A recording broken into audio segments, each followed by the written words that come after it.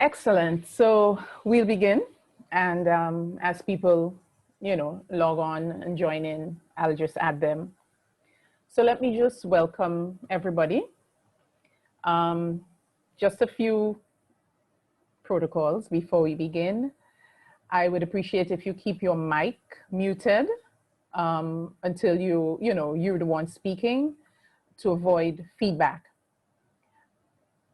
The chat is there for questions, comments, and I will try to get to as many of them as possible. If the question is a general question, I will pose it to any of the panelists, or if it is specific, then I would let the panelists know. What will happen? Each panelist will sort of kind of present first with maybe a couple questions from me, and then I open the floor so that anybody can ask whatever questions they have, or so we can get the discussion going. I want this to be a discussion, not just a presentation. So our panel discussion is entitled Mental Health, the Caribbean Context. And we're doing this in celebration of Caribbean Wellness Day. During a CARICOM Heads of Government, just as background, in 2007, the heads met and they decided that the second Saturday in September every year would be designated as Caribbean Wellness Day. The focus is normally on raising awareness of non-communicable diseases through the promotion of healthy living and activities which support wellness. This panel discussion was designed to focus on a different type of wellness that is often overlooked: mental wellness. The WHO believed that general information about mental health in the region is lacking. The topic is still very taboo, and few countries have actual mental health policies, even where there is legislation concerning mental health. The focus tends to be on dealing with mental illness and not wellness. So my guests today, our panelists, they're all involved in providing mental health support. Let me introduce you first to Ms. Dacia Chase. Ms. Chase is the Deputy Director of Supreme Counseling for Personal Development. She has worked for this organization for over 6 years. In addition to holding qualifications in mathematics, physics, environmental science, psychology, and sociology, Dacia has her master's degree in psychology with specialization in education, psychopathology, and counseling. She's also a trained school guidance counselor. With a background in teaching for over 8 years, and along with her qualifications, Dacia has found the perfect blend in the two areas. She currently provides counseling, career guidance, and educational tutoring to those who require it.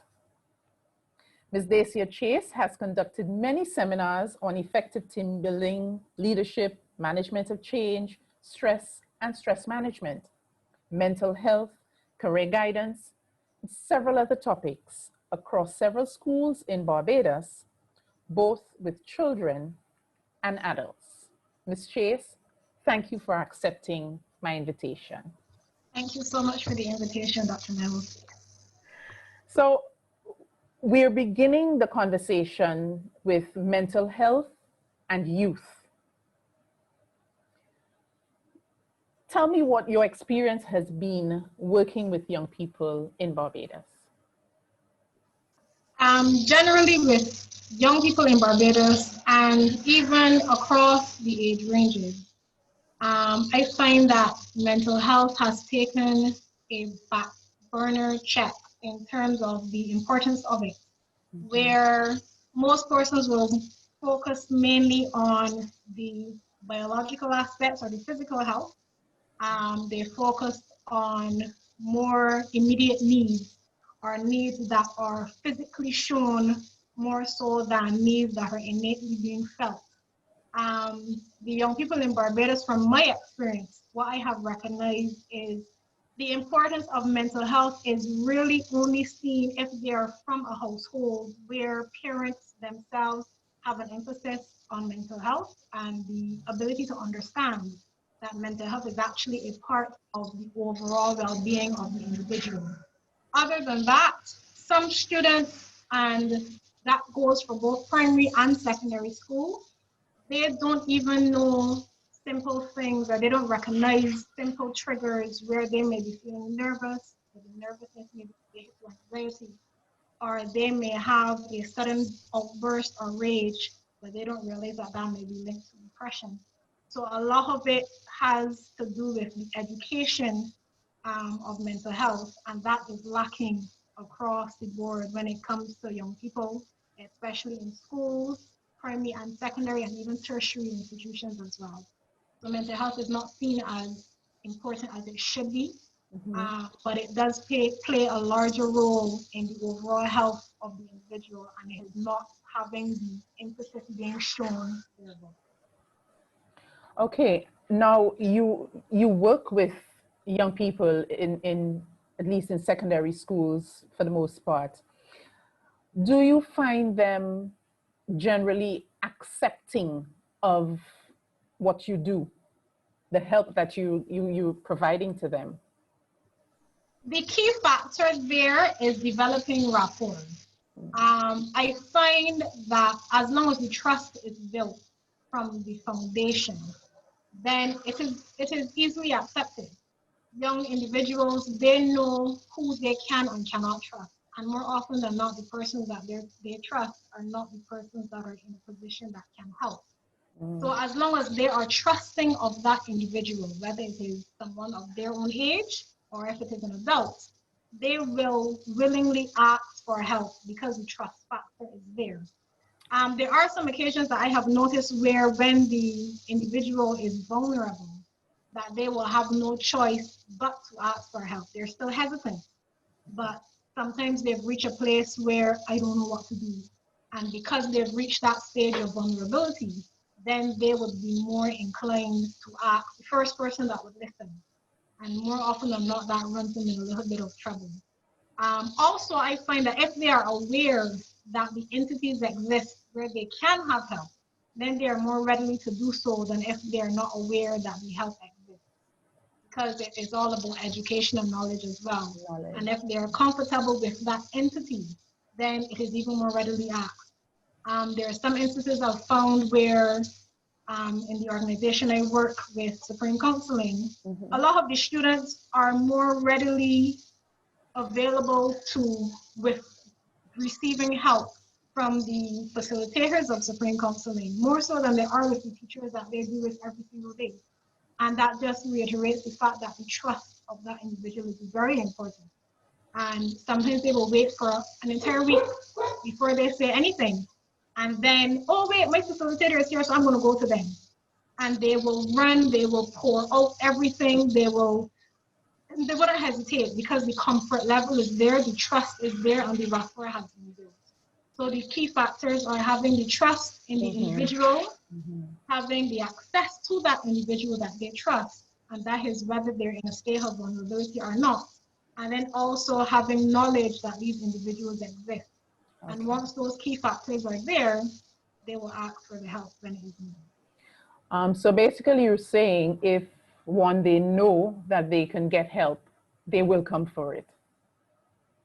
As long as they trust that individual. Well, yeah, I mean, yes. They will, yes, yeah. Definitely. But that is from what I have seen working with them. Okay, over the years.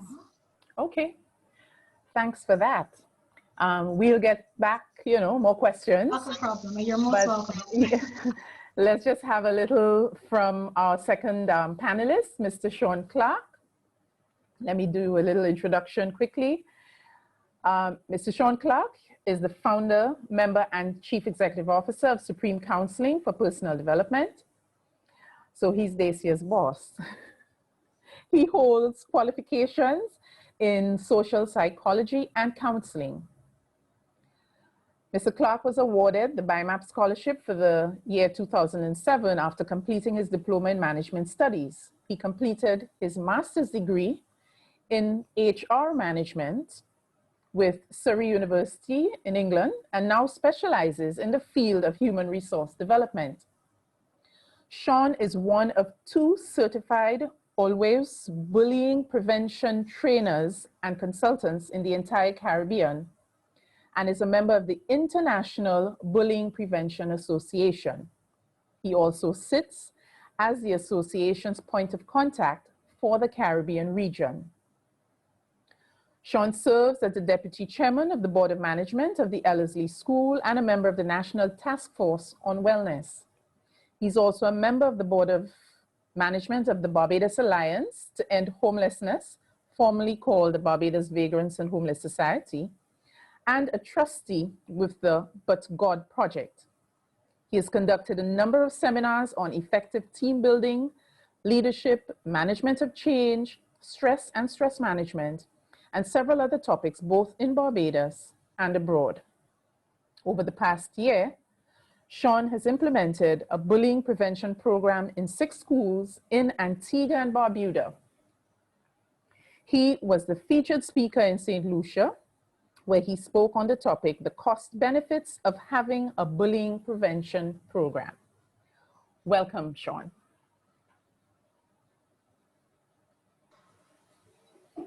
Thank you so much, and a very good evening to you all. Thanks for accepting my invitation. And you're most welcome.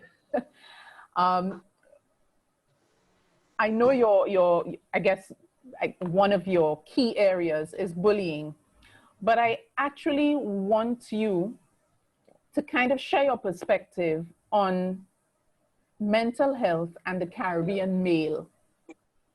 Dacia spoke to us about her experience with youth. Can you share with us how you feel men respond to the topic of mental health, whether it is talking about it, seeking help, being open to accepting help, support, etc.? Yes, let me say a good evening again to each and every one of you, and thank you so much for having me sit on the panel for this very important and timely discussion. When we look at mental health and men, I think we need to start by looking at the societal expectations and what we'll call the traditional gender roles. The reality is that over the years, as we look at the societal expectations, how men and women have been traditionally expected to behave, this may play, and it does play a big role in mental health. For men, societal expectations dictate how a man should behave and what masculinity includes. The expectation that men be breadwinners of their family and that they display what is traditionally being perceived as masculine traits like strength, impassiveness, or endurance, dominance, and control. So that boys were not supposed to cry. Boys were supposed to be strong. Boys were supposed to find ways of dealing with situations. Girls were supposed to be the ones in the house learning how to do household chores. Boys were supposed to clean the yard or play outside with their friends. So because of this, I think men now have what I would consider a negative view of mental health, and it certainly does impact men in a different way. For example, I think some disorders in men may be harder to recognize. Men who are depressed, for example, may seem angry, irritable, rather than sad and withdrawn. Again, the reality is that not only with men, but I think people in general, anger is the easiest emotion to display. And when you do your research, when you dig deeper, you find out, you know what, Shawn is not really angry, he's sad, or he's depressed. So it also may be harder for men with depression to get help. Some may see it as a sign of weakness not only the man, but the society may see it as a sign of weakness rather than a treatable illness. And for me, men may not cry or they may not talk about our feelings. We're not supposed to be emotional.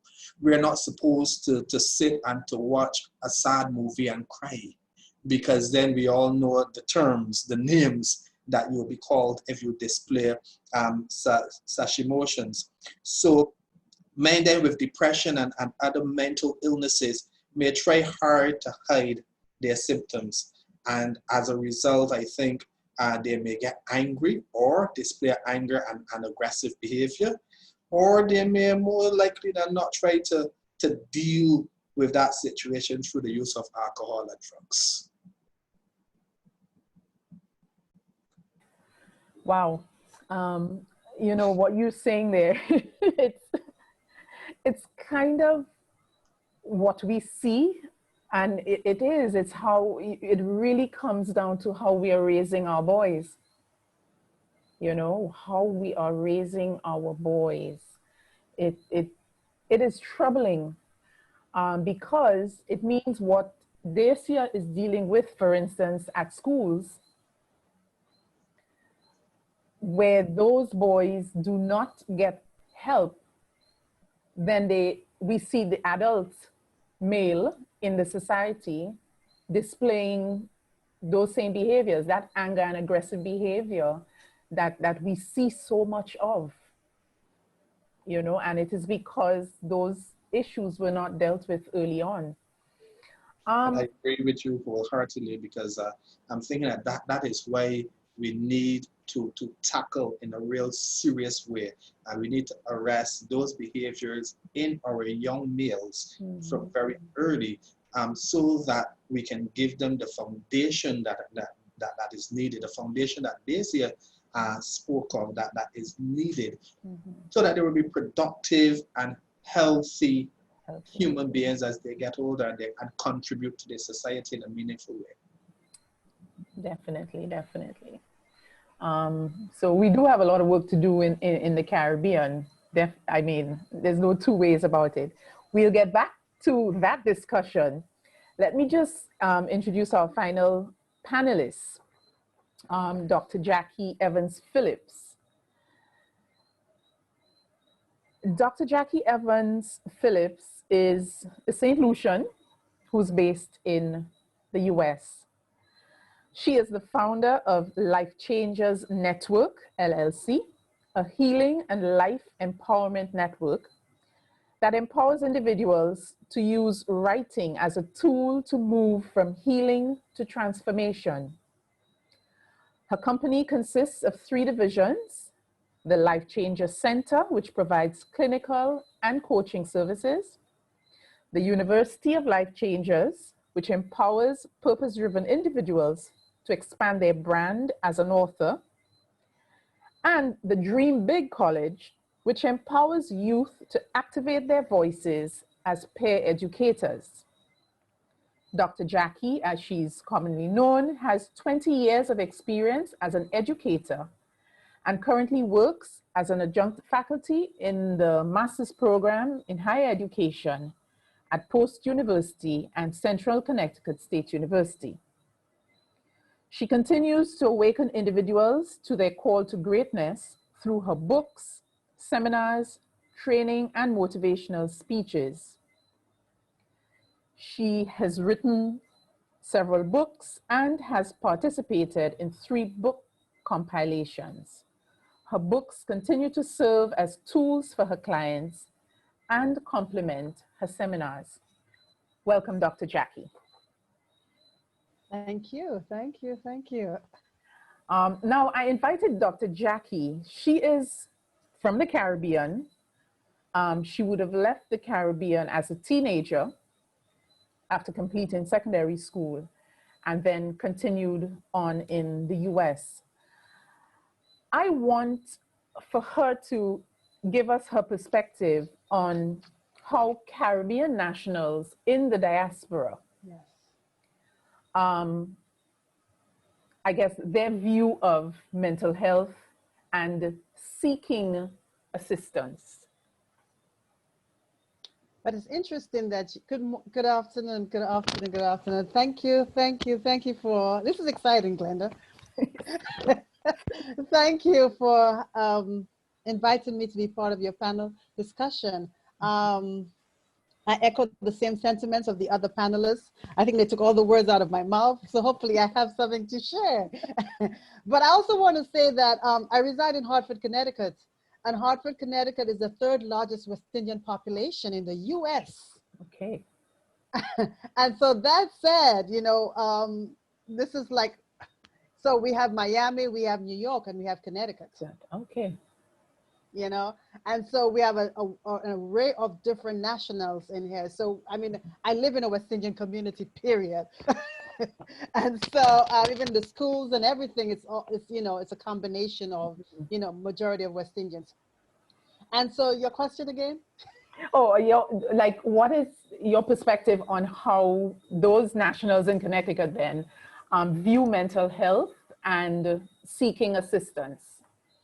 And so in reflection, growing up as a St. Lucian or a young girl, the term this is a madman is something that there's a stigma attached, you know. And so I had to go through my higher education in psychology, clinical psychology, to really understand the power of the mind, and also to really understand right now as I move into this new phase of my career, the power of joy.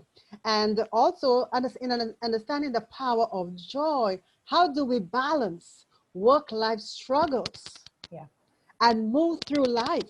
And that's the key element, is the balancing of work and life.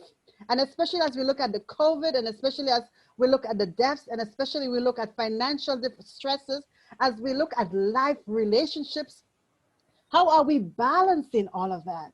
Yeah. And I think that's the key. And the question is now, I'm happy that the theme is mental wellness. Yeah. Because mental wellness is your emotional state. And it's your emotional state in balancing life. And what is your ability to balance life? And as you're able to balance life, there are times where, you know, I was doing some research in terms of getting ready for this, and they made an analogy between our health.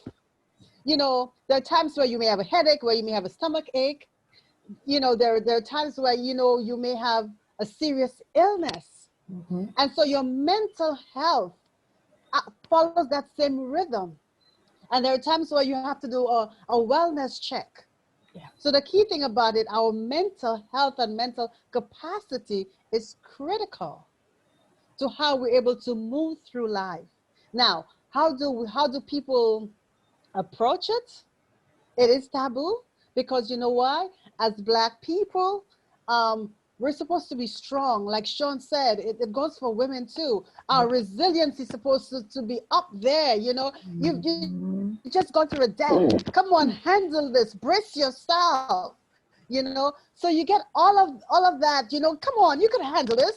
This is nothing. But in terms of what our levels of approaching different situations vary from situation to situation. And like erosion, things get eroded. Our level, you know, of our resistance sometimes gets weakened. And it's up to us to realize, you know what? I need to talk to somebody. I'm having some issues in my relationship. I need guidance.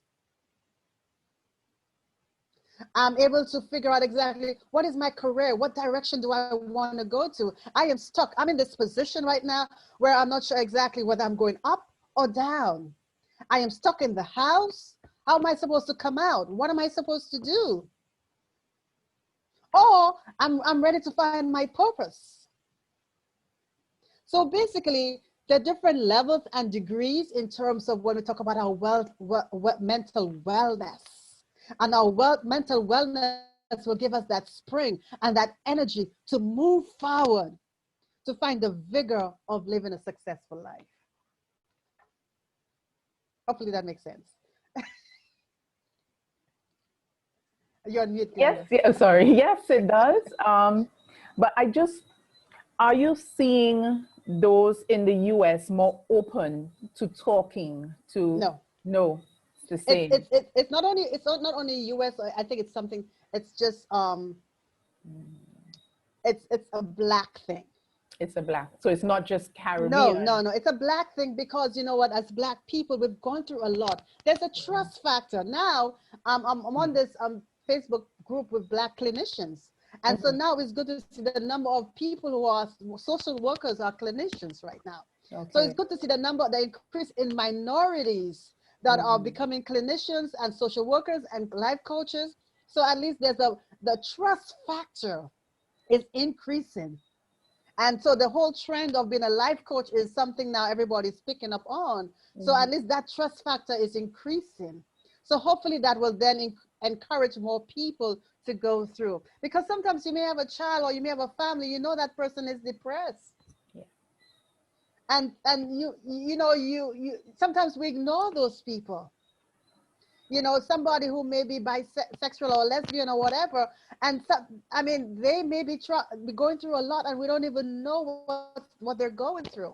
And it's only where, God forbid, if they move it towards the stage of suicide, a lot of people carry a lot of hurt, you know, and they don't move forward. And one of the ways I've really discovered it is through my writings, where I work with individuals and I help them share their stories. And as they share their stories, listen, we've all gone through some type of trauma. We've all gone through some type of trauma in our lives. The degree is different. The trauma transforms us, but the way we go through that trauma will help us understand, one, are we stuck in the pit or are we able to come out of that pit? And so the fact that people are willing to move into that direction, it's a slow movement right now. But there is movement, and that's the positiveness about this. There is movement. I like that. There is movement. There is movement. So I guess it really is then up to those of us involved in the field to push for more and more movement. Yes. How do we do that? Demystify that myth. We need to demystify it and break it down and see it as a way to, it's a way of life. Seeing it as a way of life in terms of exactly how can we, in terms of, what was it? I was talking to, like if you have a headache, sometimes you may, I don't know if a headache, but there's medication for everything, right? And so it's okay to talk to a coach. You talk about your will. You talk about all different aspects. Talk about you as a person. We're no longer in a classroom where we have a teacher, right? So as adults, we need to have a guide and we need to have a coach. So it's an essential tool, especially to get a coach in your life. And I think it's a requirement, and I'm putting it out there. I remembered when I was doing market research for my life coaching business, and I had a lovely conversation with a student. And as I was talking to her, I said, I asked, I said, do you know what life coaching is? And she was like, I've heard of it. So she said, well, kind of explain it to me. And I did. And she said, oh, I'll never need one. I said, really? I said, you have everything under control? She says, yeah. If anything is going on with me, I deal with it. That's the type of person I am. I just deal with it. I said, but are you always dealing with it in the right way? And she paused, right? And she looked at me, and then she said, now that you say it that way, maybe I don't always know the right way. I said, and that's all a coach is going to do, just guide you. The coach doesn't tell you what to do. The coach will help you find the right answer for you. And she said, oh, okay. That's interesting. I said, you're a student, and she's a master's student. I said, you're a master's student. I said, do you know, have you planned out your career?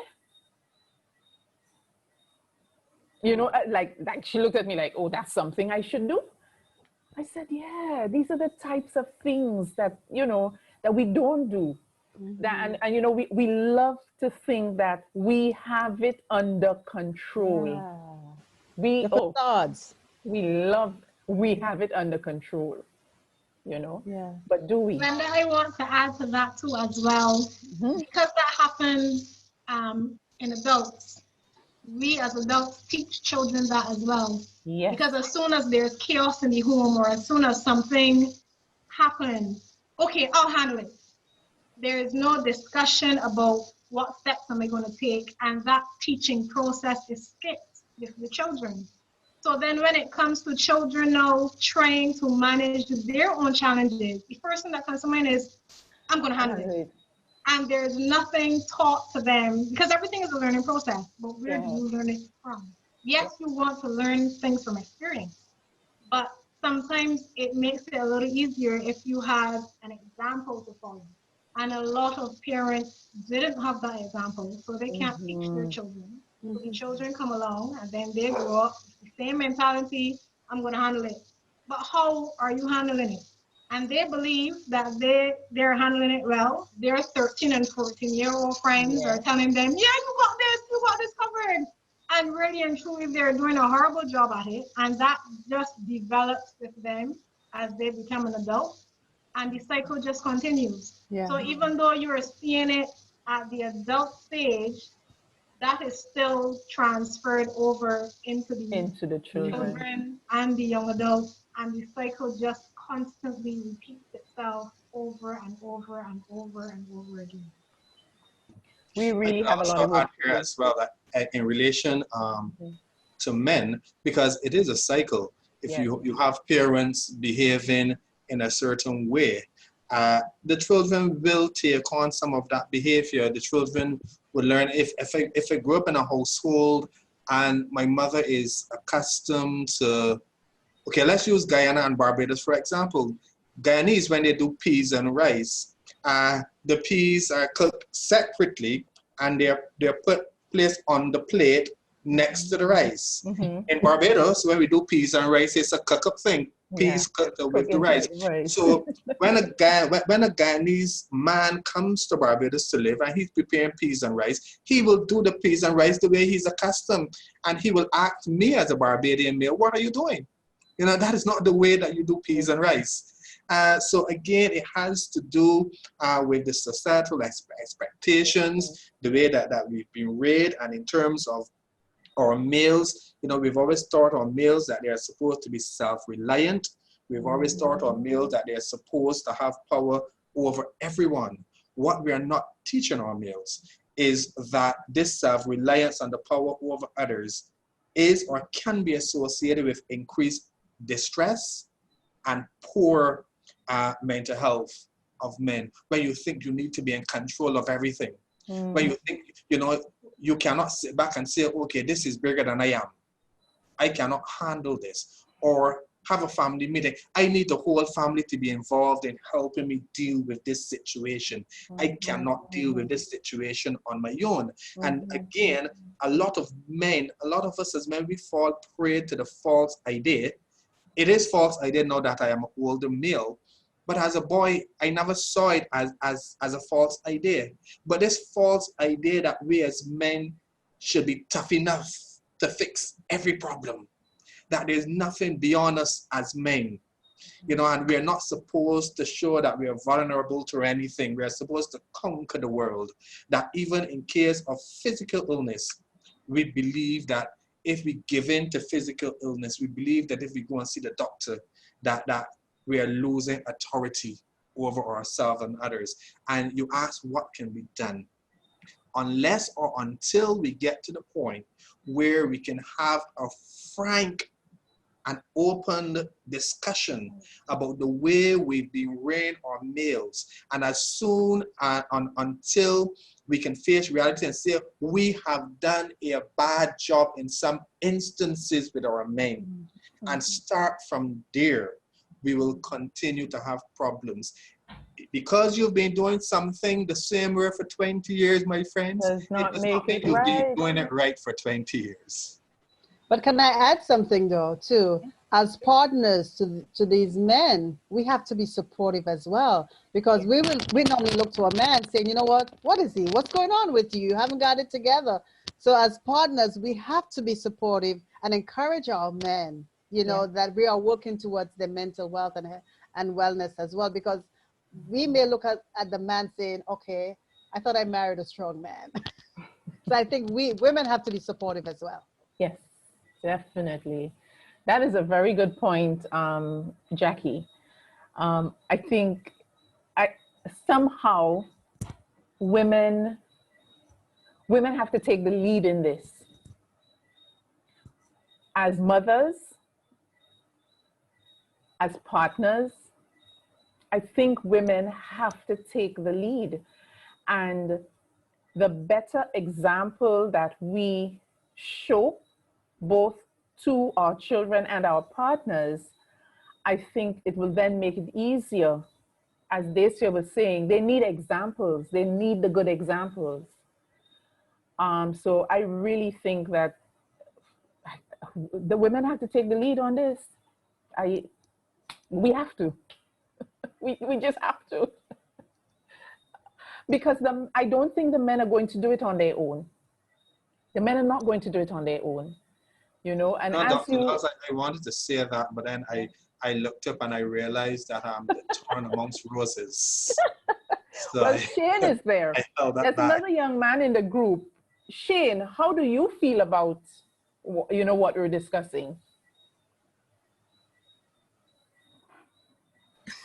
Put him on the Oh spot. dear, I was going to be a passive observer. But, No, we're putting you on the spot. but from what Shawn, I Yeah. get mixed up just now. It's Shawn. One of the panelists just now had mentioned how sometimes you feel a way about going to the doctor, etc.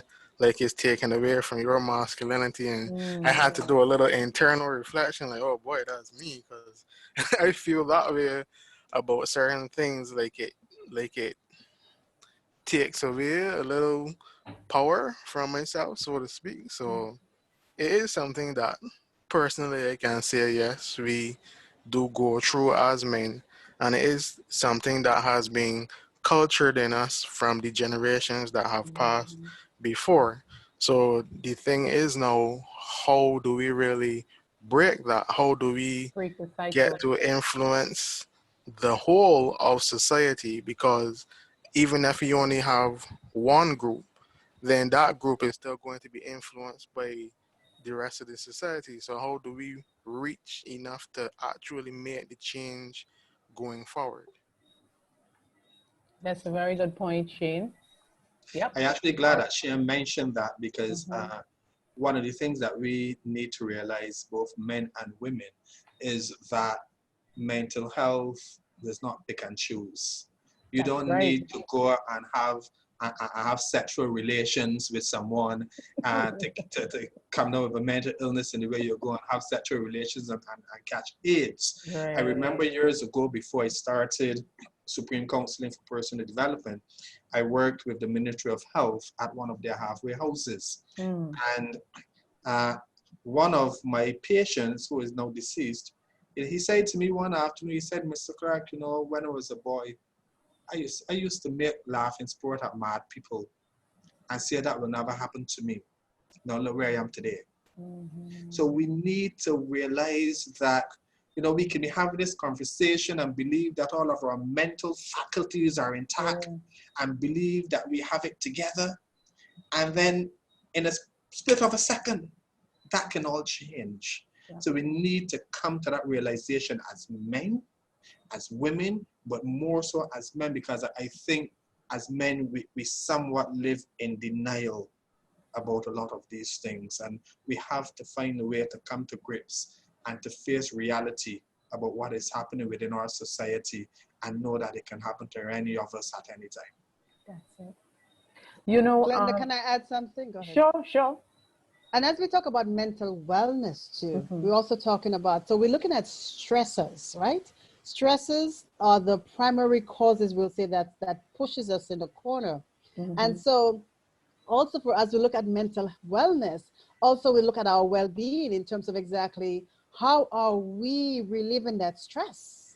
So yes, going to a therapist or a coach, but there are other ways in which you could stabilize yourself as well, in terms of exercise, eating, sleeping, talking, having conversation. But we have to release that stress that's inside of us, journaling, writing, singing, you know. So we have to figure out exactly how do we find that balance in our life and release it, because what happens is that when stress turns inward, it causes a disease physically within our body. Yeah.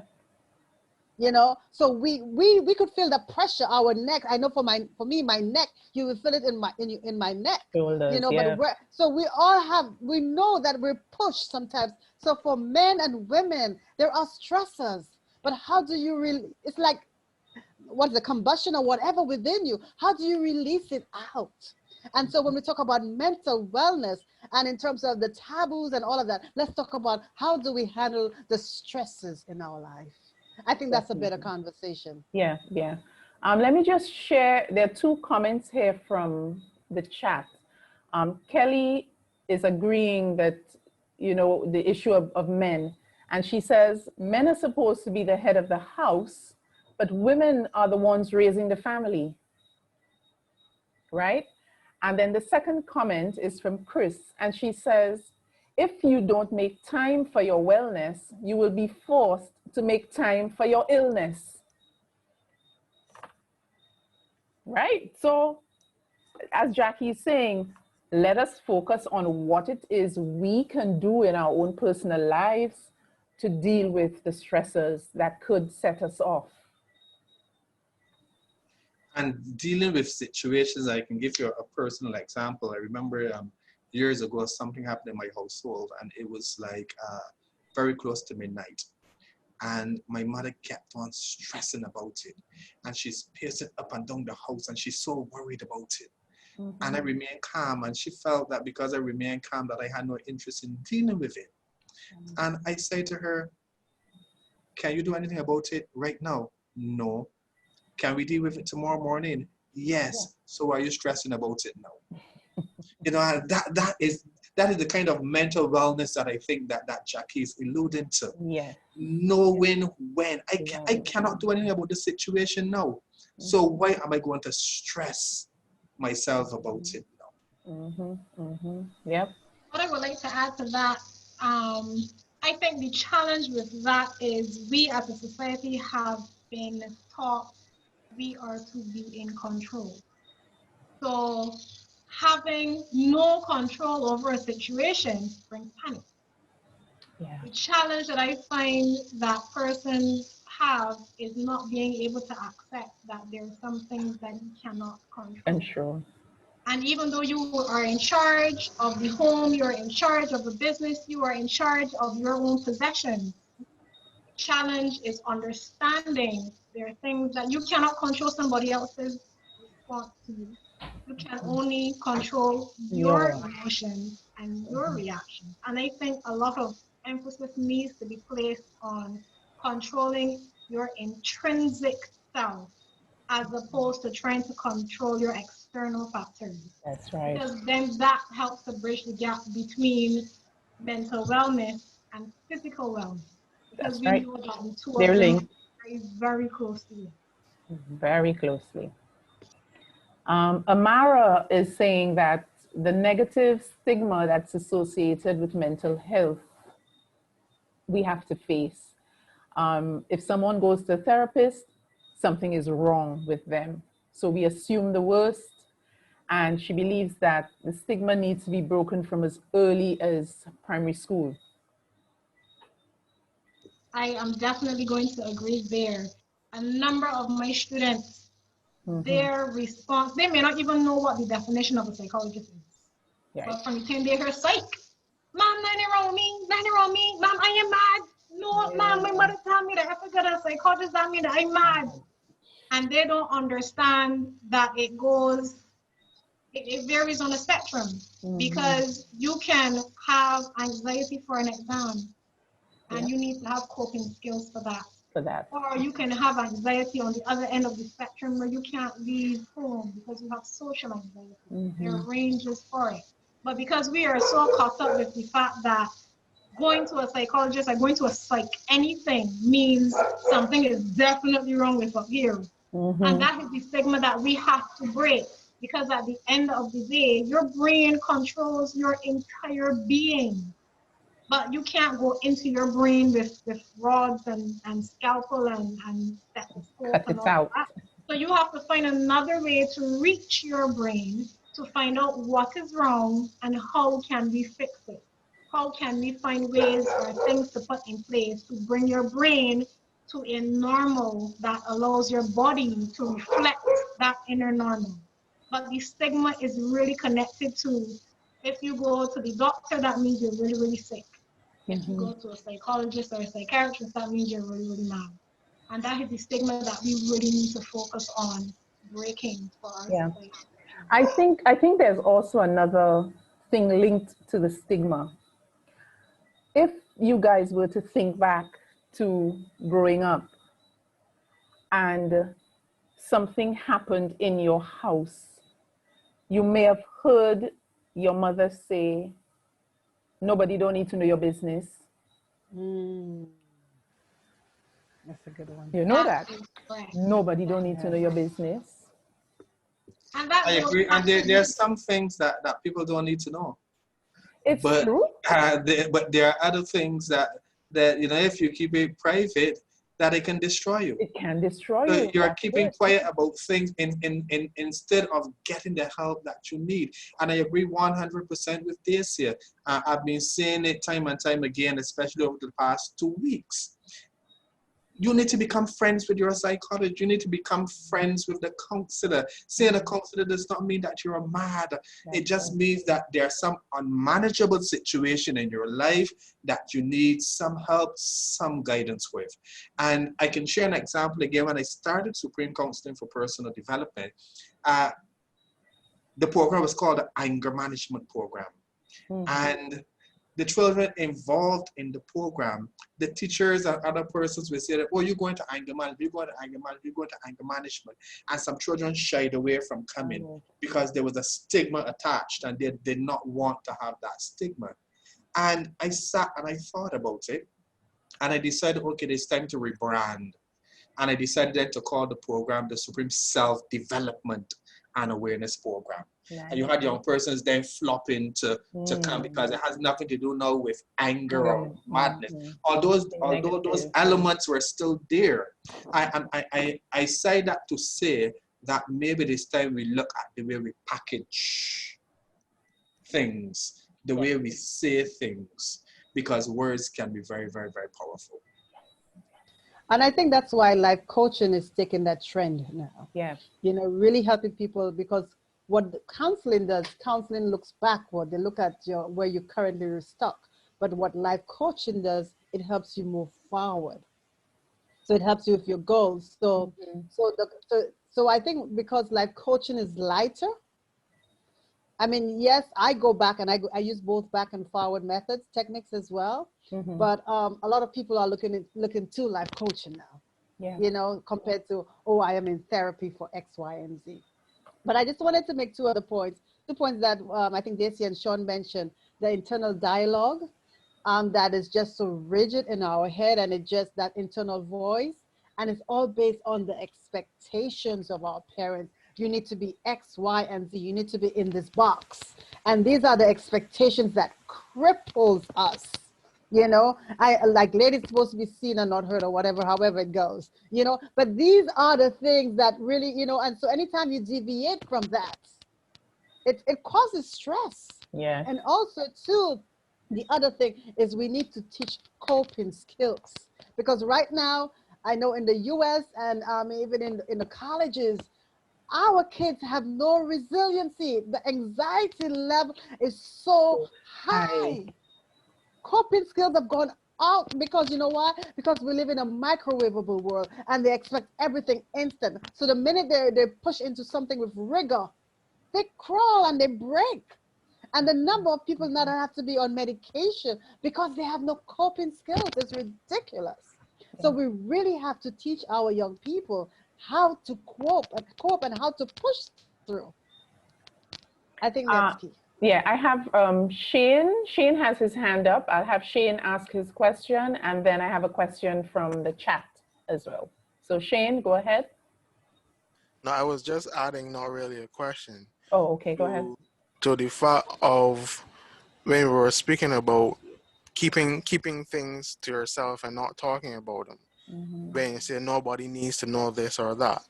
And it has been a trend in Barbados, especially, where people have always sought to hide anything that they think might make them look bad or make them look shame. So even long before I came about, and sometimes they still do it now, but to a lesser degree, if some person had a child that had a disability, whether it be physical or mental, there would be times when almost no one in the district would know that that person had a child because they had them hidden away. And therefore, they would be unable to get help for themselves and for that child. So it's a case where they need to be made aware that there's nothing wrong with it. You don't need to feel shame. You don't need to feel any way about it. Come out so that you can get help so that things can be elevated to a greater level. And therefore, you can have a better relationship with that child in the family rather than keeping them down. But a problem in our society really is pride. We have a lot of pride. And I think it is similar. Yep, it's similar to how even in the Japanese society, where is they will say if you do this or if anyone sees you do that, then they're going to talk bad about you and you're going to look shame or you're going to bring shame on your family. So then you have family that are also going to encourage people, don't go nowhere, don't go and get help, don't go to that doctor because people can see you, they can talk. So those are the things that we really need to get away from. We really need to root out of society. Yep. Thank you, Shane. We have a question here, or two questions kind of from Chris. She wants to know what constitutes mental balance. And also, do you agree or disagree that persons can be mentally balanced and still exhibit negative behavior, particularly regarding bullying? So what would you explain mental balance to be? And do you think a mentally balanced person would exhibit negative behavior such as bullying? I am not quite sure if I subscribe to the view of mental balance. Okay. I know you can have it together. You can know right and wrong. You can be a strong enough person to be able to exhibit certain behaviors. You first need to know yourself. You need to know who you are, what makes you tick.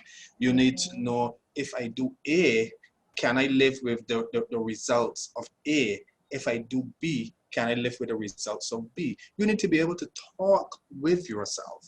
And in some instances, like Shawn, Clarke, respond to yourself as well. Again, some persons say that's a sign of madness, but I talk to myself and I answer and myself. You answer. You know, sometimes if I'm driving and I'm at the roundabout and I believe that, you know, I can make it ahead of a, you know, oncoming vehicle, and then I realize that the vehicle was much closer to me than I anticipated, I would say, but Shawn, you just did bare nonsense though.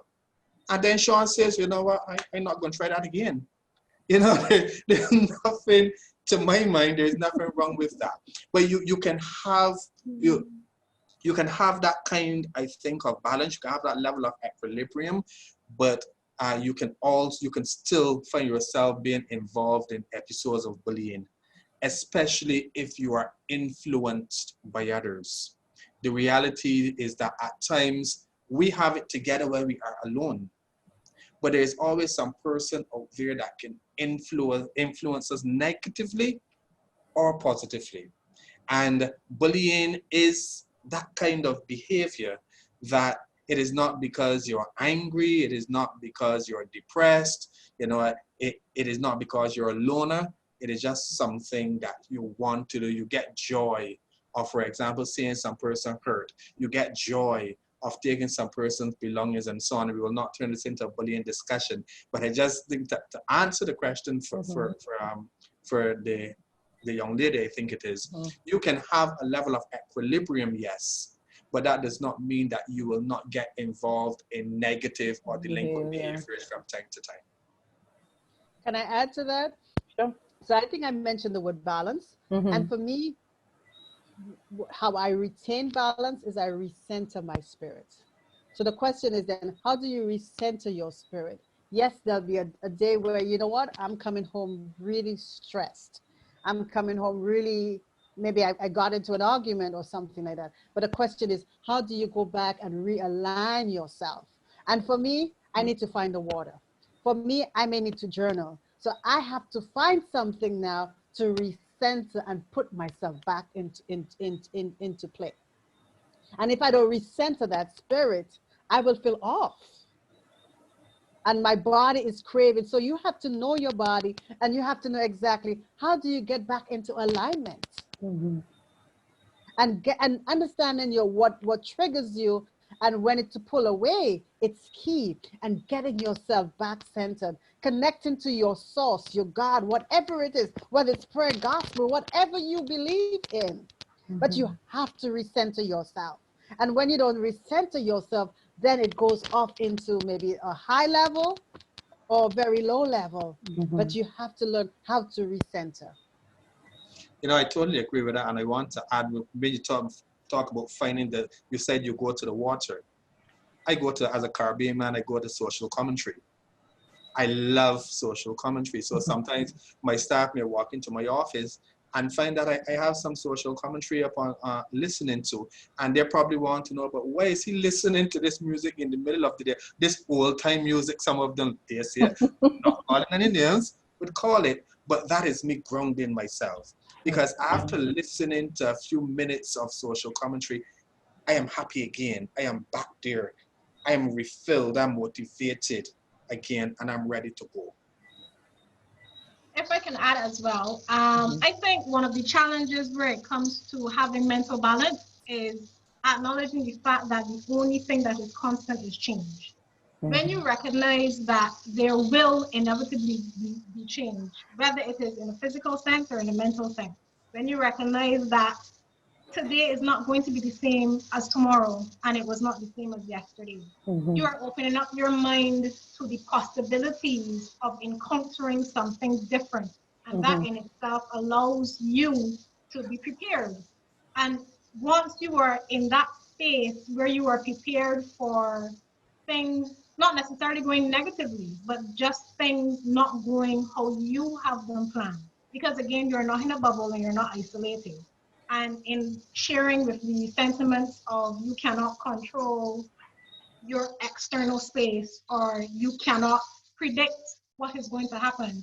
And I think a lot of it goes back to we are so caught up with schedules, and we are so caught up with the image that we are supposed to have, that when things stray away from our schedule or when things stray away from our image, that in itself presents an imbalance. And the struggle to maintain control of your previous balance is what extends the imbalance even further. So being able to recognize that change is inevitable, and that probably is why you, Mr. Clarke, would have the demeanor where your level of worrying is quite low.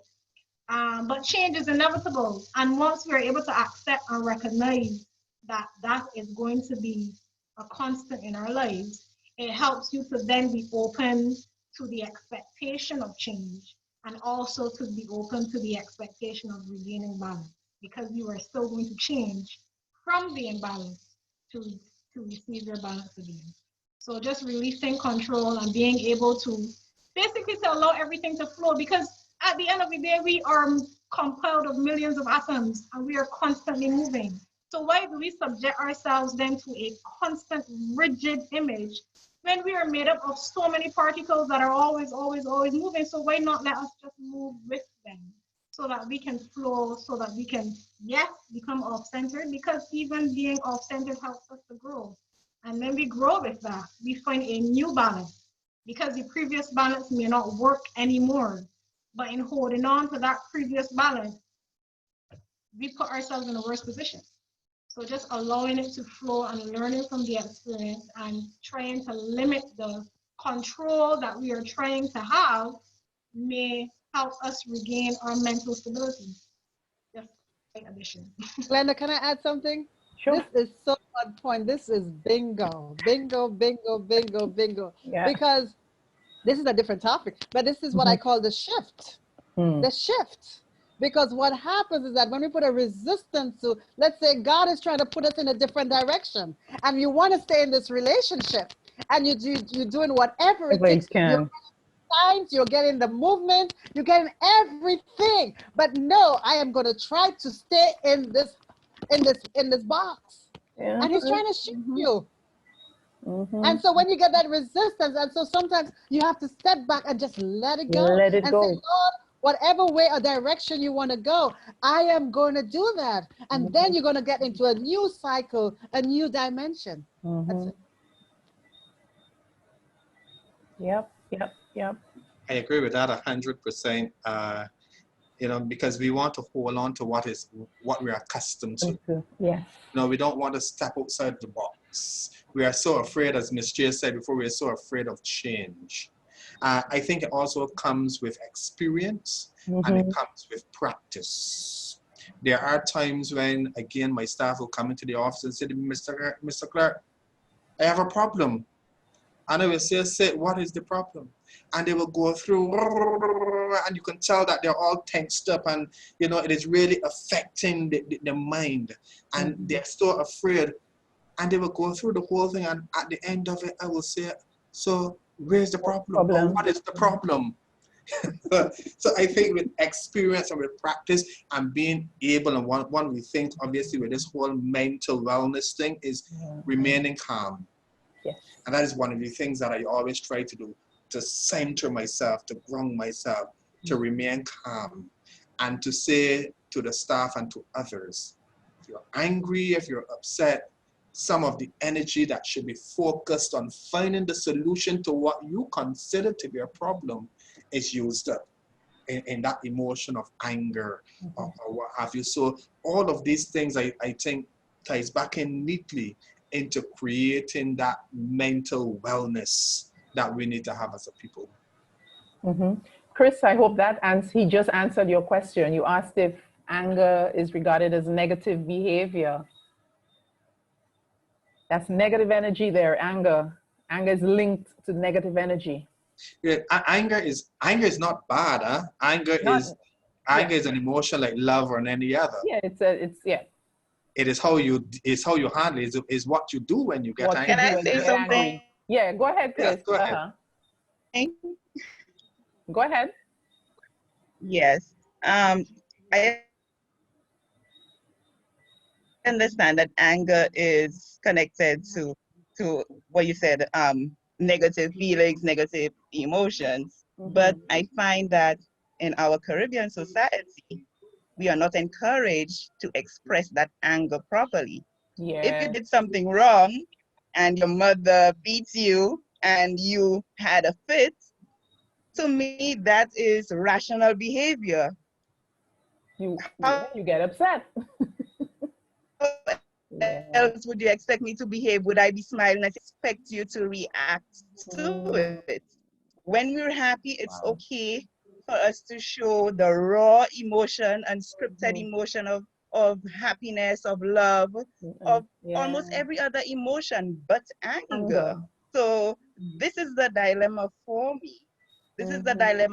I understand the root of the anger, but then when it comes to the expression of what the feeling is, then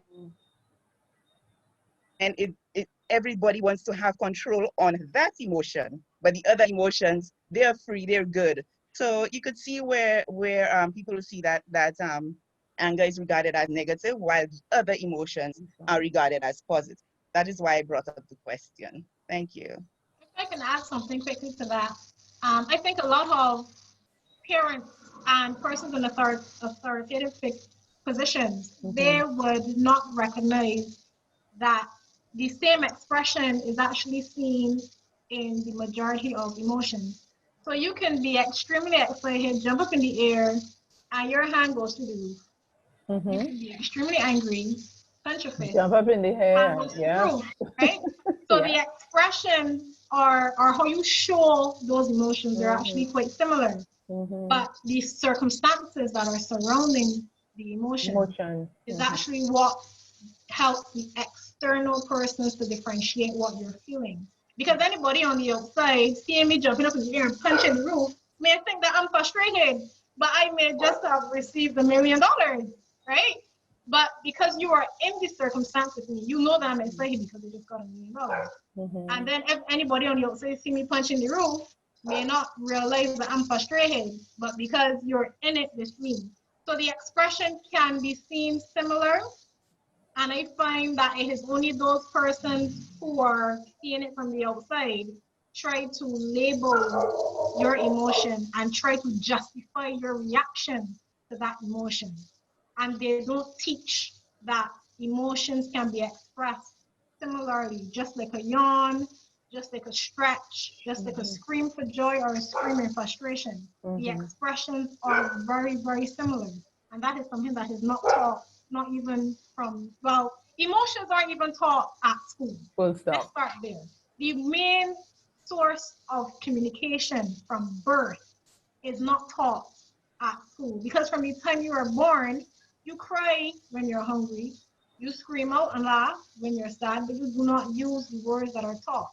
So we are taught how to communicate with the Queen's English, but we are not taught to understand and how to communicate with our own intrinsic methods of communication. And that is sad. That is absolutely sad. So then we have to conform our expression of emotion and then use words.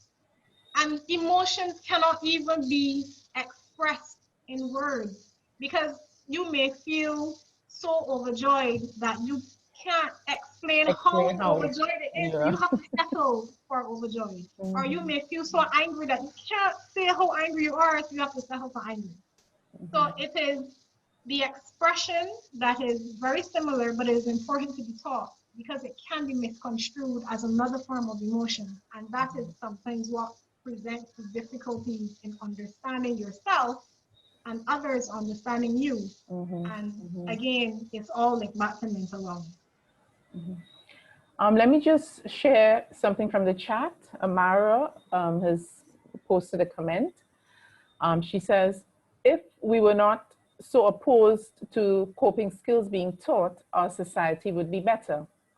A small start like mindfulness and meditation could make us more aware individuals. This should be taught from as early as possible, from young to old. And she goes on to say that she observed a student scoffing down food, and she thought, is he enjoying it? Our world, especially now, needs people equipped with coping skills, people who are able to get help when they need. And there's a question here from Fidelis. She asked, does our traumatic history have a marked impact on our psyche? Is understanding the psychological trauma of slavery an asset or liability in improving our mental wellness?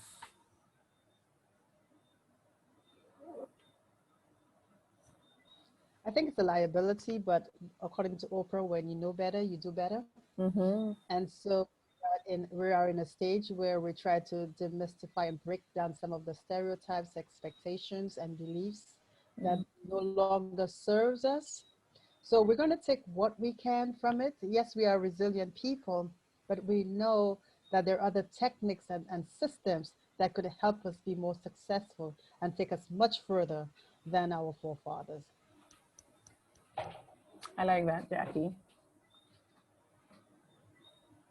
Anybody else wants Yes, to? Yes. I had to make a Uh-huh. comment regarding slavery. Uh-huh. I always say I'm happy I didn't study history in school. Somehow I missed it throughout secondary school. And dealing with peers who had done it, a lot of things which happened, especially working in the hospitality industry, where in St. Lucia, predominantly Black persons are the ones working, and those in management tended to be the white people. Mhm. And you would get staff making that comment and relating everything that happened to slavery. For me, it's not that I didn't get educated on slavery, what happened, where we came from, right? And I don't have my reactions or emotions towards it, but I can't blame everything on slavery. I wasn't a slave.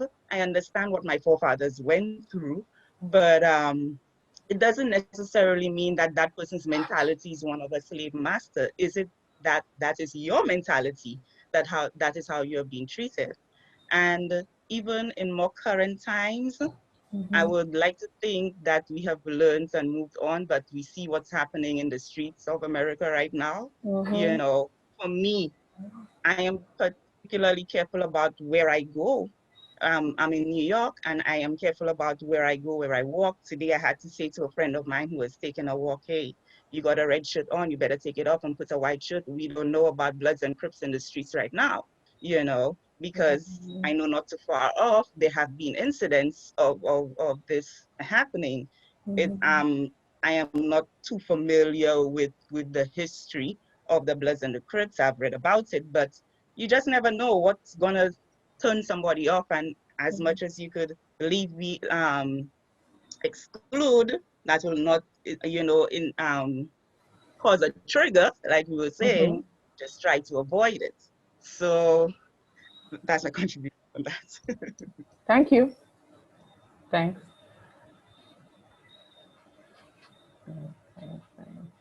I'm so happy we're having this conversation.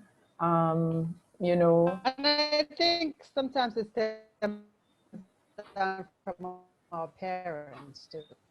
So I mean, it may not have what's going come on? that Somebody's talking. It's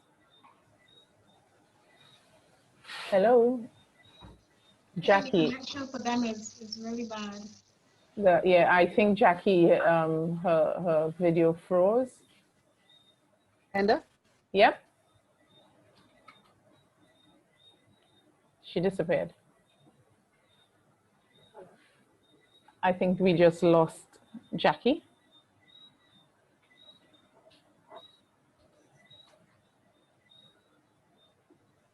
Ah, there she is. No?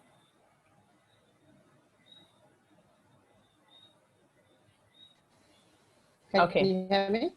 Yeah. Can you hear me?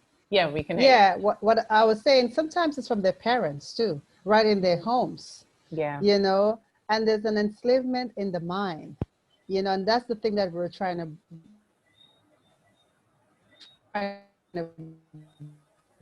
break, you know, that enslavement in the mind. Uh-oh. So it We're may having some not problems with the audio. be directly from slavery, but it's still that internet.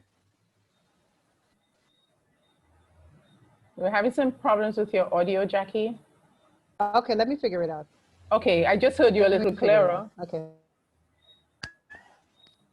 I think I may need to plug directly in. I think everybody's on the internet. That's what's happening. Oh, okay. Yeah. Can you hear me? Yes. So I was saying basically it's from the parents. That's what's happening right now in the homes of in their homes. So that's what's happening. So even though slavery may be years ago, but it's based on your parents and the expectations and the demands and all of that stuff. And that's what carries itself into the community. And as we know better, we do better. Yeah. Yeah. I strongly believe in that.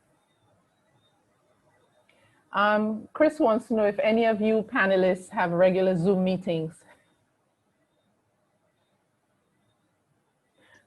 I think Dr. Niles has regular Zoom meetings. No, I do my podcast once a week. You know, I come up with a topic and will, you know, do my podcast once a week. So every Sunday I would publish a podcast episode, but that's it. But, you know, coming up with this, I felt this was necessary. I found that particularly during COVID, I don't think I've spoken more about mental health at any other time than during the shutdown. I started to realize that I like being alone. So the shutdown was fine for me. I don't like to go out and do much with anybody. So that's okay. I'm home. Hey, yay. You know, it was good for me. I honestly didn't feel the pressure and whatever. Before the shutdown, I actually planned with my university class, my students. I said to them, I remembered, guys, at some point, the country is going to, because Barbados hadn't started having any cases. And I sat one day after class and I said, you know, guys, I think today is going to be our last class in this room. And they looked at me, Dr. Niles, what are you talking about? I said, no, I think we're going to practice online classes just in case, because all islands are having cases and Barbados is still there without any case. I said, we come in, Barbados come in, let's be ahead. And I planned my online class, and by the next week, university shut down. And they put everybody on break and tell people, you know, take the time to kind of figure things out. Well, I didn't have time to figure things out. I continued class because I had already planned it. And so for me, I didn't feel the pressure, except when I wanted to go to the supermarket and then it was according to your surname and there were long lines. I hated that. So I waited as long as I possibly could before attempting to go to the supermarket. And I tried ordering online, you know, so that I didn't have to go out and, you know, that sort of thing. But I realized that some other people were not handling it well. They were not handling it well. You know, they were having a lot of issues. And I sat and I said, you know, this is something we do not talk about. We don't talk about it. So people are not handling it well, but it's something when you say, so how are you doing? Me, I good. I'm all right, you know. You're not all right. And even in the not being all right, we're still so not used to talking, to sharing, to letting somebody else know, you know what, I'm not sleeping well, okay? For some reason, I fall asleep and then I'm waking up several times in the middle of the night, like my mind just seems to be going. Just talk it out, okay? I introduced a few people to some mindfulness meditation. Try it, see if it can calm you, settle you at night, and maybe you can fall asleep and so on. So I really started to see how important just talking about mental health. And as Jackie's saying, teaching people coping skills. And, you know, and that's what I've been pushing, and I will continue to push it with or without the pandemic. I will continue to push it because it is important. It is important. You know, it is important. It has to become a normal thing. If I realize that I am not coping, I should feel like, okay, I need to get help. In the same way, my stomach has been hurting me. It hurt me yesterday, it hurt me again today. Nah, I need to see the doctor. The same way it's easy for us to say that, we need to be able to say that when it comes to our mental well-being. You know, in order for us to do that, I'm thinking that we need, as a people, to know the warning signs. We need to know when something is not so right. Yes, I've been having this chest pain for the past week. I'm not accustomed to having a chest pain. Let me go to the doctor and find out what is happening there. That chest pain is the warning sign. But what are the warning signs then that you know you look for to tell that something is not quite right with Shawn? What are the symptoms, the different symptoms that he's experiencing to say that something is wrong? And if I may just share a few with our audience, because I think we need to know, in order for us to fix it, we need to know what it is that needs to be fixed. Definitely. So, noticeable changes in mood, your energy level, your appetite. Some people just, oh, I'm not feeling hungry today. And I'm not feeling hungry today. And you go on for an entire week. And I'm not feeling hungry today. My mood, I'm not as happy as I, oh my gosh, this week I feel so drained. I feel so out of it. Difficulty sleeping. Or on the flip side, sleeping too much. That too. Difficulty concentrating, feeling restless or on edge.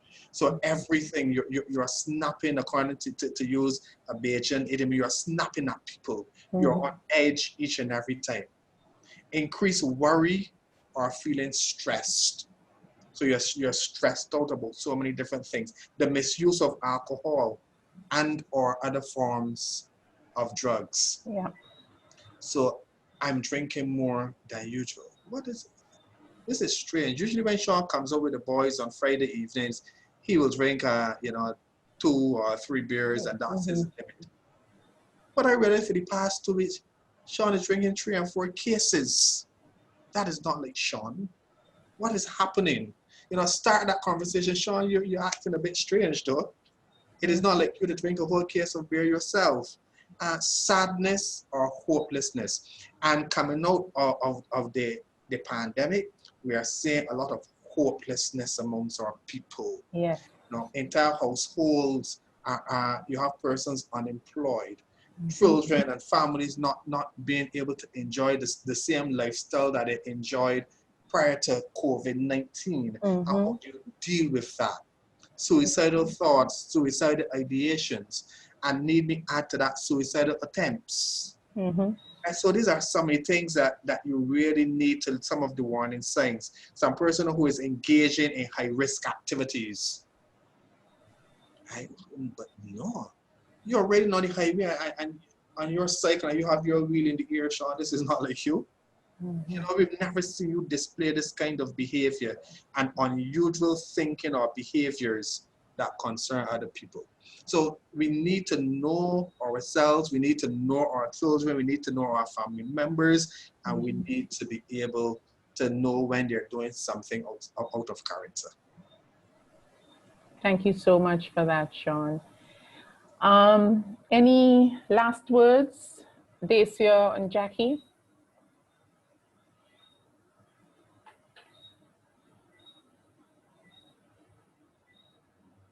I just wanted to add, one of the things that I use with my clients in terms of maintaining joy is your engagement in 5 different areas. Engaging yourself in terms of moving towards, I would say, a life of purpose or the next dimension, is developing the whole self in terms of what steps that are you taking in that direction. And always on a scale of 1 to 5, how are you moving in that direction? How are you in terms of your relationships, in terms of enhancing your relationships? How are you in terms of your connection to your spirit? And also the last one is, how are you in being of service, extending beyond yourself. And so if you're able to gauge yourself from a scale of 0 to 5, you measure all of them. And if you're at a 20, we know that you're at a highest level. But on a cumulative scale, if you add everything up and you're below an 8 or below, that you are going through some type of trauma. Because there is some type of factor or stressor that's preventing you from moving towards enhancing and developing yourself. There is some type of trauma that's affecting your relationships. You're not able to connect or recenter your spirit or connection to your God or whatever, and you're not even able to extend your hand out. So it's a matter of identifying what is that trauma, what is that stressor, and exactly what can I do to help diminish that and move myself from that stage. So connect with me on Facebook, Dr. Jackie Evans Phillips, and then or email me at jackie@drjackiephillips.com. Let's connect and let's start talking and having a conversation.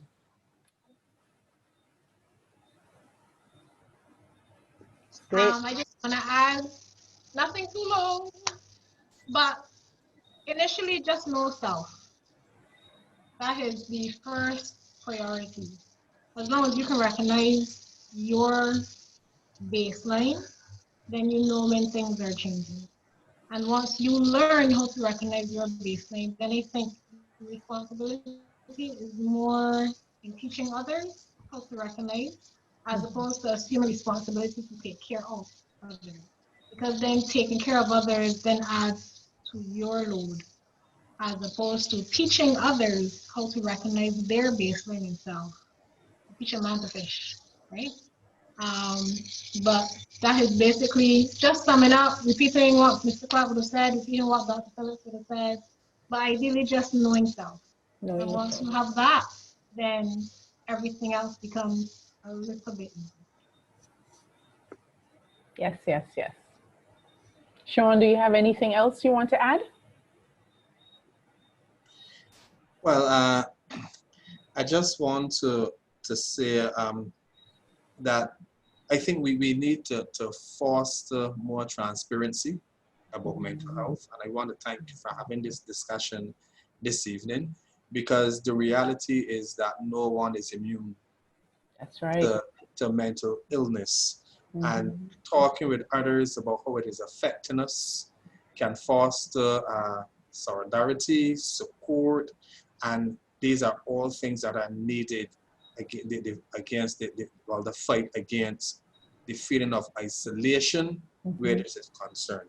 And finally, I think that I believe that the awareness and education must play the most significant role in terms of what can be done to help people as early as possible to gain the mental wellness that is needed. Thank you so much. Thank you, thank you, thank you.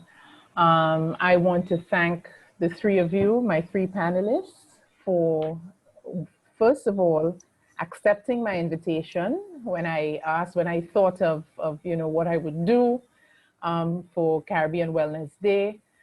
And you guys accepted. I am very happy. I think I would love to keep this as an annual thing. Maybe next year we won't have to do it only on Zoom, but we will definitely have to do the Zoom part, because then we have people from all over who want to be part of this. But I think the discussion is a good one. It is one that is necessary. And I'm happy that there are like-minded people that agree with me that it is a discussion that needs to be had. And there are things that we need to do to move our people from where they are to where they need to be. It is not enough in terms of what's happening now. It's just not enough. We are not living our best lives. And, that is my focus, to get as many people as possible living their best life. And mental wellness has to be an integral part of that. So thank you, participants who joined us. Thank you very much for logging on and for participating, for asking questions and making comments. Thank you very much. It really was a pleasure hosting this session, and the recording, I will post the recording on Facebook, and I will try to tag those of you who I do have on Facebook, so that you can then try and share it. I think more people need to hear this. They weren't able to log on, that's okay, but if we can get the message out to more people, then excellent. So we have Dr. Jackie Evans Phillips. She's given you how you can search for her. You can find her on Facebook, or you can check out her website, Dr. Jackie Phillips, right? It's Dr. Jackie Phillips, yes. And then we have Shawn and Dacia, who are both from Supreme Counselling for Personal Development. That should be easy to find. You can find them on Facebook. You can see all of the services they offer. And of course, you can contact them if need be. And well, I'm Dr. Niles. I'm a life coach with Mark of Excellence. So yes, you can contact me as well, Mark of Excellence on Facebook, Mark of Excellence BDS on Facebook. As I said, I produce a weekly podcast, all based on mental health. All of the topics have to do with mental health and mental wellness, because I'm promoting and maintaining good mental health. Right, so thank you, everybody. Thank you, thank you, thank you. Thank you, Dr. Niles, for having me. I really, really appreciate it. It was so good to link up with so much as well. you. Thank you, Dr. Thanks, Niles. everybody. Thanks, Thank you, good guys. night. All Have right. a wonderful night, everyone. Okay. Good night, Bye. everybody. Thank you, thank you. Bye. Bye. Bye.